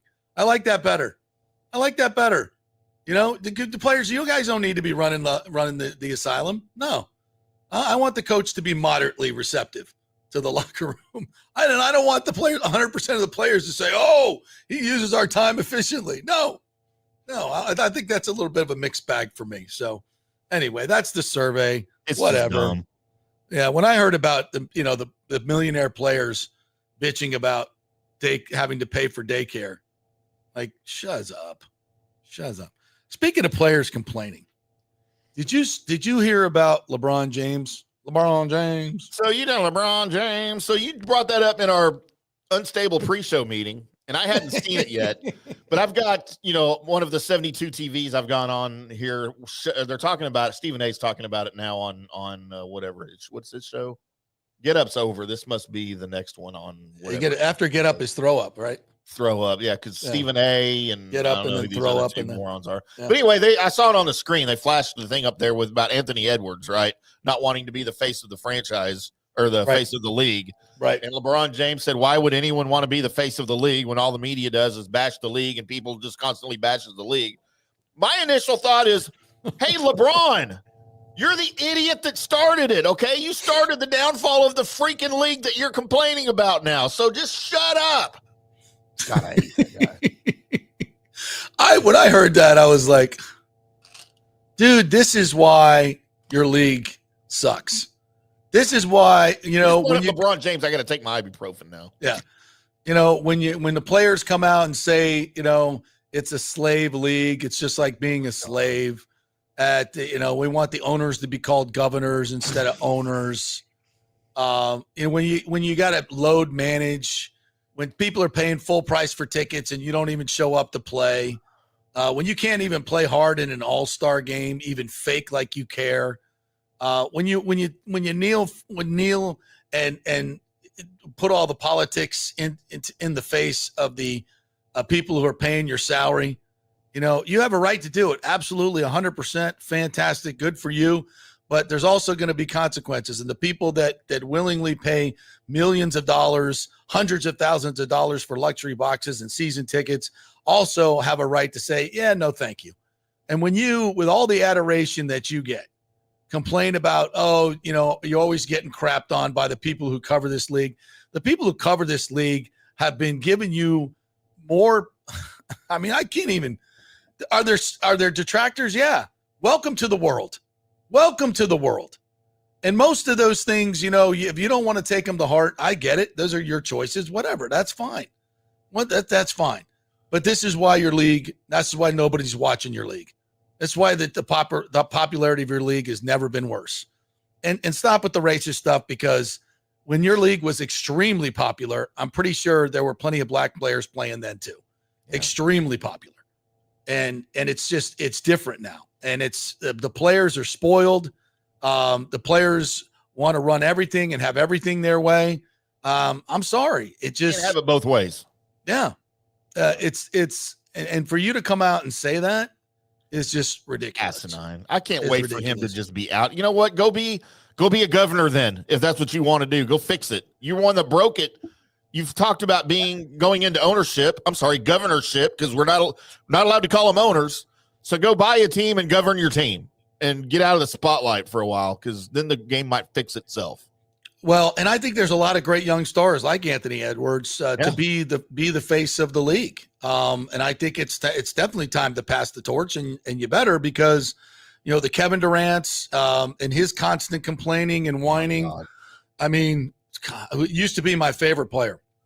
Used to be my favorite player, but it just gets, and guys that just are making ridiculous amounts of money that can't even show up and play. I mean, listen, when it comes right down to it, that's just, I've said this for a long time. I've known, personally, a lot of professional athletes, and a lot of them will tell you, listen, it's a business. It's a business. And do we care? Of course we care. Do we care as much as the fans want us to care sometimes? No, it's a business. My friend who played Major League Baseball for a lot of years would tell you that Major League Baseball players, especially, it's 162 games. Do they care, like the fans do about winning? No, they don't. They really don't.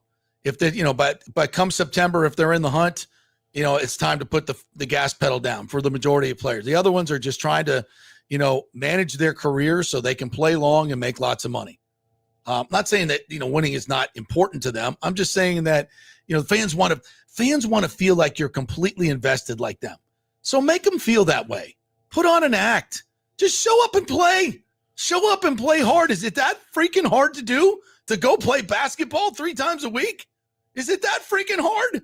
Why does everything have to be politically charged? Fine. But why do you have to shove it in our face that you don't give a shit? I mean, really, you do. It's I'm not going to play tonight. And I'm going to warm up. Yeah, get a little, sweat going. But then I got to load manage tonight.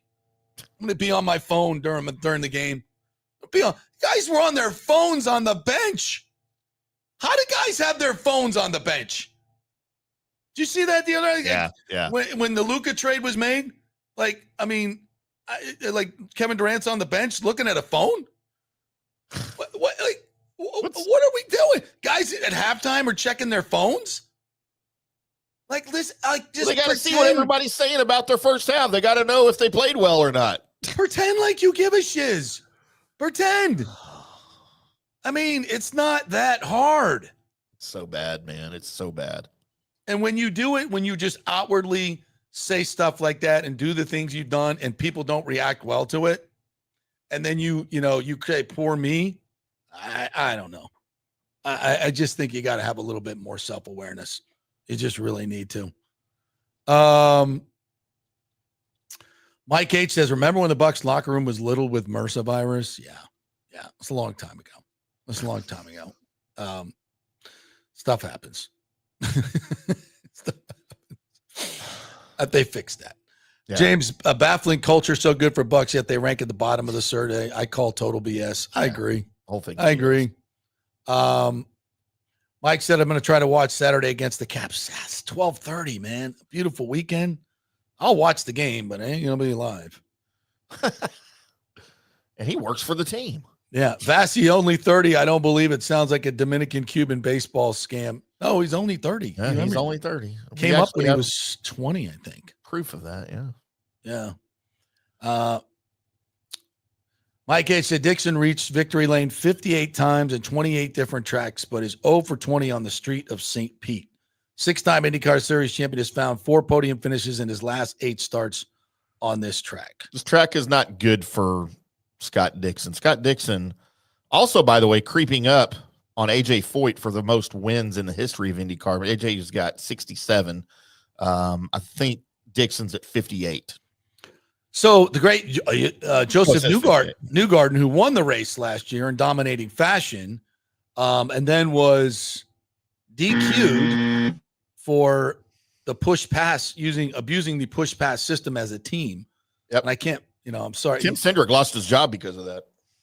Can you explain in layman's terms what the hell that means? Okay, push to pass. So these cars are turbocharged, right? There's a turbo boost. They regulate the amount of turbo boost, and it changes from time to time. I don't know what the pressure is now. So whatever that preset pressure is, you have a button on your steering wheel that you can push that will increase the horsepower to give you more power.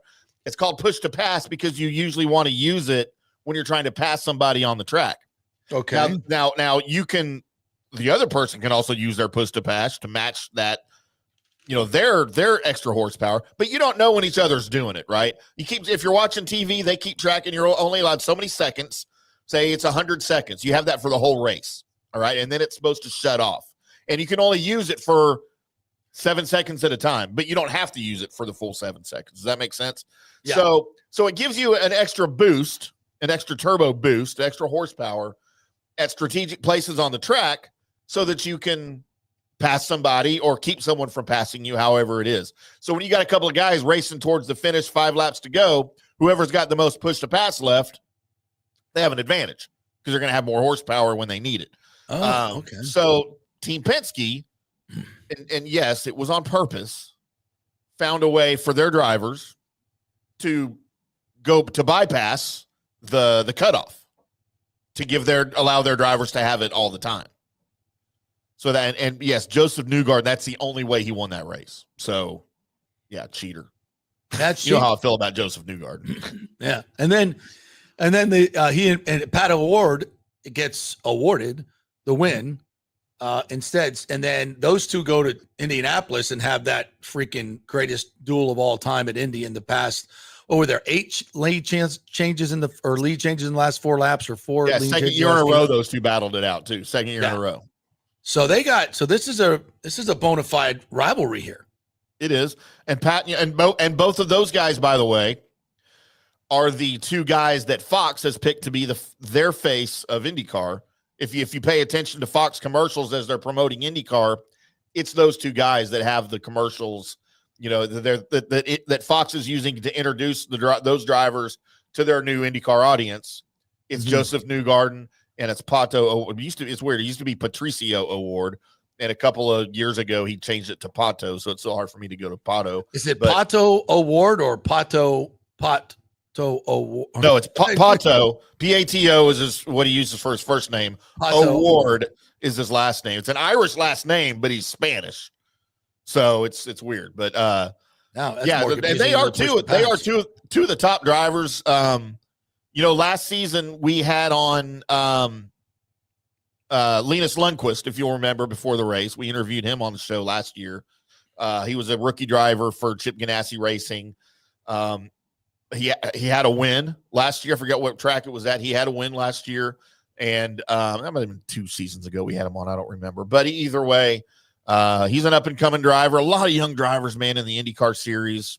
And if you think you're an open-wheel fan, if you're watching a lot of F1, and I love both F1 and IndyCar.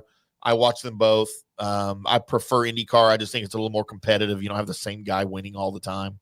But it's going to be a great season. It all kicks off this weekend in what is supposed to be absolute perfect weather, as it usually is on the streets of St. Pete for the IndyCar series to get started.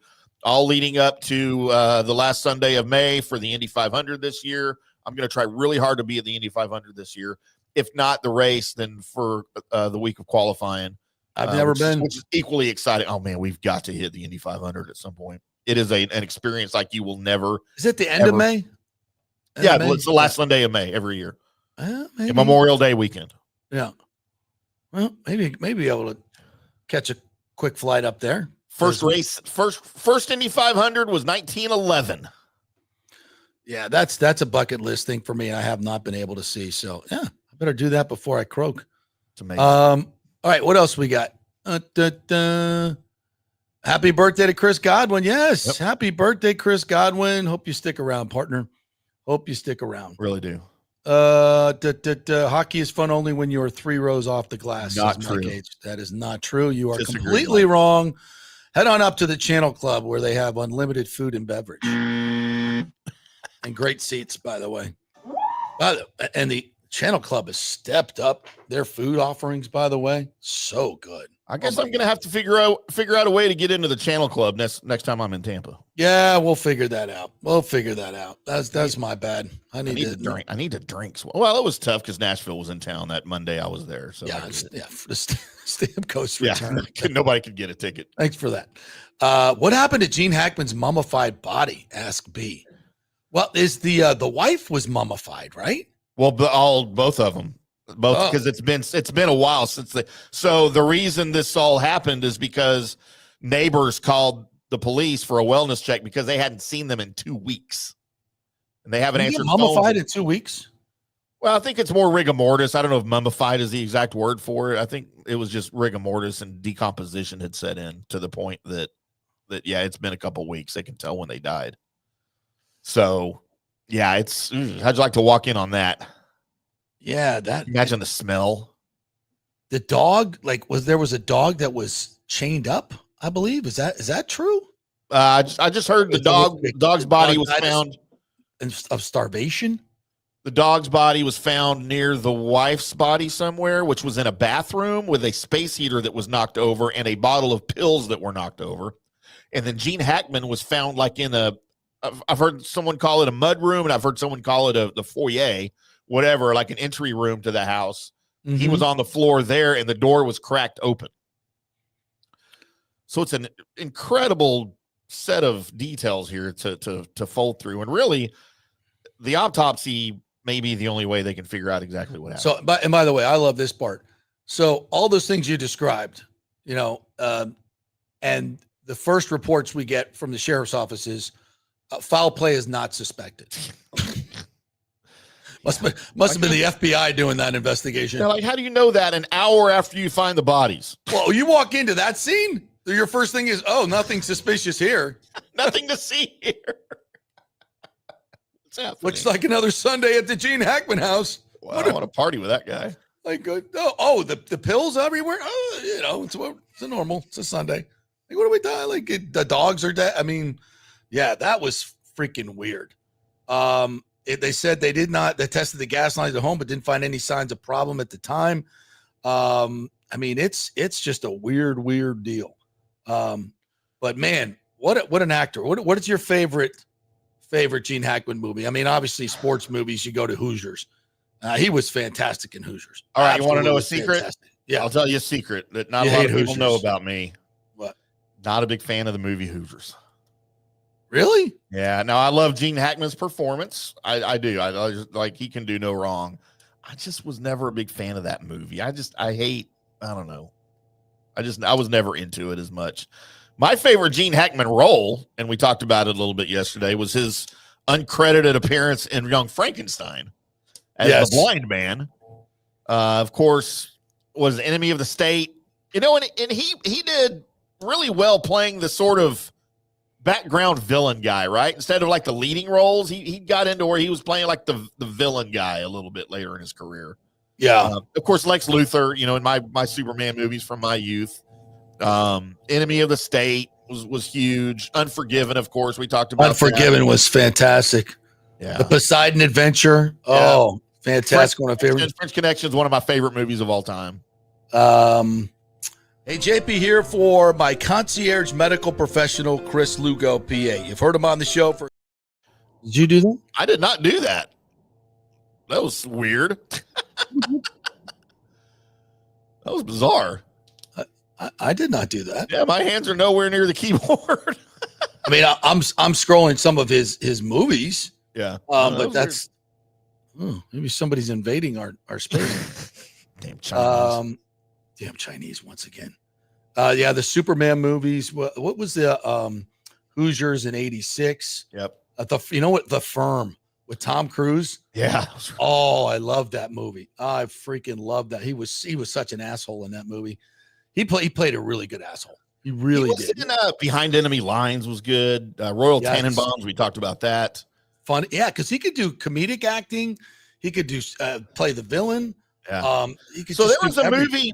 There was a movie. Crimson Tide, so good in Crimson. Yeah. Crimson there was Tide, a movie he was in. I think maybe my favorite Gene Hackman movie is probably Runaway Jury. I loved that movie. Yes, yes. But there was a movie. Get Shorty. Yeah, I have that on DVD. There was a movie he was in the early 2000s with Ray Romano from Everybody Loves Raymond. That was a comedy, like a political comedy. I can't remember the name of it, but dude, as a leading comic actor, dude, he was really good. He was going toe to toe with Ray Romano, who was a professional, comic at the time. Welcome to Mooseport. That was the name of it. Welcome to Mooseport. Yes, great movie. Yeah, great he was movie. I was highly impressed at his ability to do comedy. Because some of those old movies, I mean, like movies today, if it's not some ridiculous, Superman, superheroes, it's like that's all they make. And then the anime, it's like, where are the good movies with great dialogue and great comedic acting and funny stuff and like the Royal Tenenbaums, like those movies, like it just don't make them anymore. And is it because Hollywood thinks that we don't want them? Well, Hollywood's so effed up anyway. It is. He was also in The Birdcage. Yes. Back in the late 90s. Lincoln Lane, yes. Oh my God, hilarious. Yes. James says the Bolts spent years giving up draft capital, and this year, why do it? The team is playing great. Sure, you can make a minor move, but they are ready to win now. I think, it's one of the things Eric said is the only year he didn't make a move was 2019. Yeah. And they go out, they get swept in the first round by Columbus. The problem is the regular season and the playoffs are just two different sports almost. Yeah. So you have to have that's why I think a Radko Gudas, even though we're playing great defense, it's like, but the playoffs are different. And when you're involved in a 7-game series, one of the things you want is to just be hard to play against. And I think if there's one thing about the Lightning that I would say maybe they are not, it's that. And, and I'm not talking about, goons or anything like that. I'm just talking about, just guys leaning on you and just pounding you for 7 games. Yeah. And I don't know if the Lightning have a guy like that. I don't know if they need it, but that, I think a lot of people think they do. Yeah. Eric brought up a really good point when we're talking about making changes to the team and supposedly upgrading the roster before the playoffs. You just got to be careful not to tamper with the chemistry you got, Right. Yeah. Because a hockey locker room is so tight and so small and so, the play, it just matters so much. I think it matters more in hockey than maybe any other sport.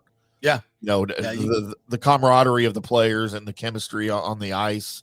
And you look at how it changes lines, how it changes the entire team when you shift lines and move guys from one line to another. It changes the whole chemistry of the team, and they've got a really good balance right now. And you don't want to mess with that. I'm not saying don't bring somebody in. I'm just saying be very careful what you do. B says it's hard to sell a sports team in 2025. 15 to 20 years ago, when Vinnick and Stu bought, was much easier. Only 175 to 200 million. Yeah, that's true. Yeah. I was talking with somebody who very astute on buying and selling teams now, and he said to own a baseball team, to be the majority owner, the primary owner, 30% of the team, you got to basically cut a check for $400 million. Yeah, I mean that's just cut a check, not finance. Cut a check for $400 million. And I said, well, how much? So how liquid you got to be? He's like, you got to be worth probably $2 to $3 billion to be that guy. So yeah, it's not easy. Now there's more billionaires walking around than ever on this planet. Yeah. the federal government. But yeah, it's not easy. But I'll also say this, there's money and there are people bidding on the Rays in the 1.5 to $2 billion range. Yeah. And I talked to a guy yesterday who said they had a handshake deal with Stu at 1.5. And they came back the next day and he was like, nah, I want more. Amazing. It is like the absolute playbook that he goes through every single time. Move the goalpost, get what you want, agree to a deal, then move the goalpost. Crazy. What else we got? Oh, our good friend Paul Stewart, Buck Power, says the Lightning need to keep winning. I'm flying 4,500 miles to be there at the next home game on Tuesday. Oh God, be there. Yep. All right. Yeah, we're gonna get your tickets for you. Oh, we got you taken care of. Don't worry about that, Paul. We got you. Let's see. We need FanStream Sports England. All right. Paul wants to buy a franchise. All right. I'm in, man. Get your people to talk to our people. Yeah. Yeah. Get in now. Get in now because the price is going up. Well, we got to raise the price so we can buy a sports franchise. Exactly. Lonnie Whelan's got me feeling nicey about Gruden getting back in. Gruden's slang was not anti-anything. What? Huh? I'm not sure what that would explain, Casper. Yeah, explain yourself. Even the press talks like that. He got to grab some. That's not derogatory. That's just descriptive. Yeah. Yeah, I mean, if you want to go back and revisit the emails, feel free. But I don't know that I ever saw the emails. I didn't know they were absolutely public like that. I never. Oh yeah. Saw those. Okay. Oh yeah, they're very public. I didn't know that. They're very public. The modern era goes with the narrative to think what society wants you to think, even if you don't really want to. I can separate the art from the artist. That's hard for me sometimes, to be quite honest. I try to, but I don't know. It's kind of on a one-by-one basis. Chucky to the moon. Is that a positive or a negative? Kareem Abdul-Jabbar. Remember Kareem and Jordan used to fly commercial in the 80s. That's right. Yeah. It flew commercial. Yep. You imagine that? We need that Kareem speech from Airplane 2 or whatever airplane it was. It's the first one, yeah. You know My dad says you're lazy. You try dragging Walton up and down the court for 48 minutes a game. That was awesome. Oh, how good was Airplane? The Airplane great series. I just watched it last night. It was on last night. Oh, so good. Yeah. I'm sorry. Do you speak jive? And you know what's funny is I can remember in 2000 when Mark Cuban bought the Mavericks, that he bought the team a private plane to travel on, and that was a big deal even in 2000 that the Mavericks were going to have a private plane and they didn't have to fly commercial, not really commercial, but you would charter a plane, right? But you still had a commercial airliner that you were on without the extra foo-foo stuff, amenities. But it was a big deal that Mark Cuban had bought the team a private plane to travel on because everybody's like, oh, we're going to get all the free agents now. And then he put like PlayStations in every locker at that reunion at the time. And it was so stupid. I hate Mark Cuban. Lonnie Wilkins says, would the Bucs like Tropicana Field facilities? Yeah. Jeez. Yeah, come on. You guys are. I'd love to hear the MLBPA do this. Oh my God. Where would the Rays rank there? Holy amenities. Locker room. Can you get an F-? Wow. Yeah. Mike H says lots of streetcar courses this year. Are there a lot of street courses this year in the Indy? Are there more than normal? I mean, they always split it up between road courses, street circuits, and ovals. I feel like the ovals are the ones that are going away. So not going away completely, but there's just less ovals nowadays. Good. Although I don't know, like one of the problems with St. Pete though is it's so damn hard to pass. I mean, there's not a whole lot of opportunities to pass. It's a closed street circuit. That's just kind of how it is. Yeah. I mean, is that good? Part of the art. Yeah. It's not impossible to pass. It's just challenge. You don't want it to be easy to pass. for drivers. You don't. Kind of do. It's better racing. Let's see. We've got, as far as road courses go, of course, St. Pete is your street circuit. Then you go to the Thermal Club out in California. That's a road course. Long Beach is a street circuit. Long Beach is the greatest track ever. And then you're down in Birmingham. That's a road course. And then you go to the road course at Indy before you go to the Indy 500, which, of course, is kind of an oval. Then you got another street circuit in Detroit. Then you've got the oval in Illinois. Road course at Elkhart Lake, Mid-Ohio road course, and then you go 2 ovals because of your 2 races at Iowa. Ontario, Toronto, the streets of Toronto, that's a street circuit. Monterey, Laguna Seca is a road course. Portland is a road course. Another oval, and then you finish in Nashville on an oval. So it's about a third, I think. Okay. What else we got? John Hill says Jake Gensel's 27 goals, the highest of any NHL player on a new team this year. Pretty good pickup. He was basically the top free agent out there, and JBB got him, and he wanted to come here. So let's not forget that. Let's not forget that. It's worked. Yeah, and it's worked. How often does that happen? And we said in the offseason, if Gensel works out like we thought he would, and I think he's surpassed expectations even for the Lightning, by midseason, nobody was going to remember who Steven Stamkos was. Or they would be talking about it at least, Yeah. And, Stammer's not having a great year. No. Michael LaRue says the Lightning traded a bunch of picks for Hagel, McDonough, Paul, Coleman, Goodrow, and Coburn. They were all worth it. Only David Savard and Tanner Jeannot were busts. And I think that's pretty good. Pretty good call. Daniel Rivera says in the Stanley Cup playoffs, the bottom 6 are the ones that win you cups. So true. You got to have the balanced lines. And great goalie play, sure, absolutely. And that's where the Lightning got to get better. If they get a top 6 forward, it just slides everybody else down and just makes your lineup thicker. Mike H says Stamkos has 0 points since January 25th. Holy crap! I did not know that. Wow, I did not know that. Lonnie says that Tim eating the home wrecker 5-foot hot dog at the Rangers game, the boomstick. Have you eaten the boomstick? I've had that several times. Yes, I love the boomstick. You got to get it loaded up. 5 foot. You don't eat it by yourself. It's not 5 feet. I think that's that's an exaggeration. Yeah, no, I can eat it by myself. Then it ain't 5 feet. No, that's not 5 feet. It's about 2 feet. Okay. Good to know. It's 2 feet. It's 24 inches is what it is. Yeah. Chili, cheese. It's one of the longest hot dogs in Wechter ate it on camera last year. Yeah, every time he goes to Texas, he has one and eats one. It looks fantastic. Best hot dog I ever had was at Wrigley Field. I have had a Wrigley hot dog. Yeah, those are pretty amazing. It's a Chicago dog. As I recall, one of the greatest days of my life.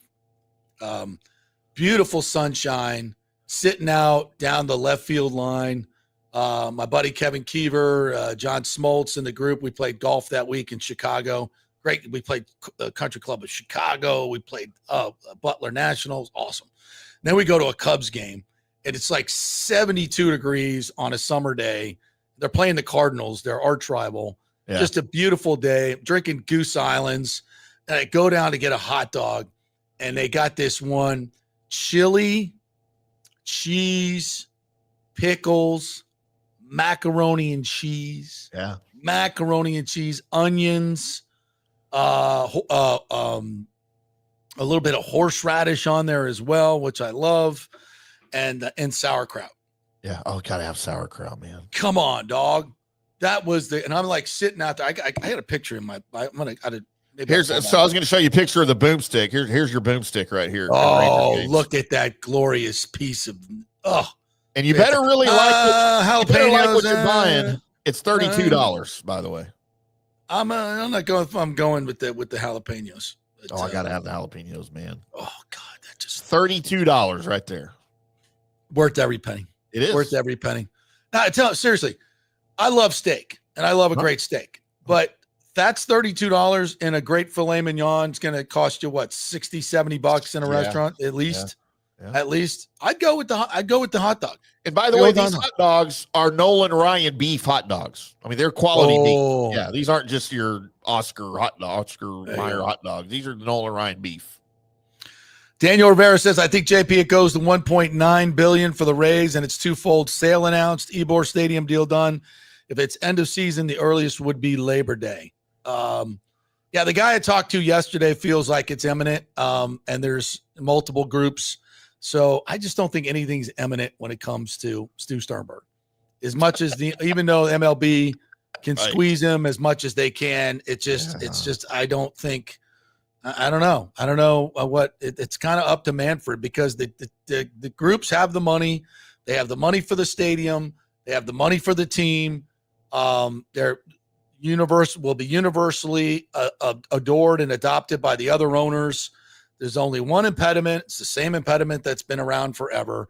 And I just, at this point, the other owners, I think, have had enough. Well, I know they have. It's another thing I was told yesterday by this person that's been with Manfred and also been, in the negotiations, is that the other owners are done. They're sick and tired of Stu. They want him out, and they certainly are not going to let him move the team. Every time I hear somebody say, "Oh, they're going to move the team. They're going to move. He's not going to sell, and he's going to move the team, or sell it. Somebody's going to move the team." No, it's not happening. It's not happening.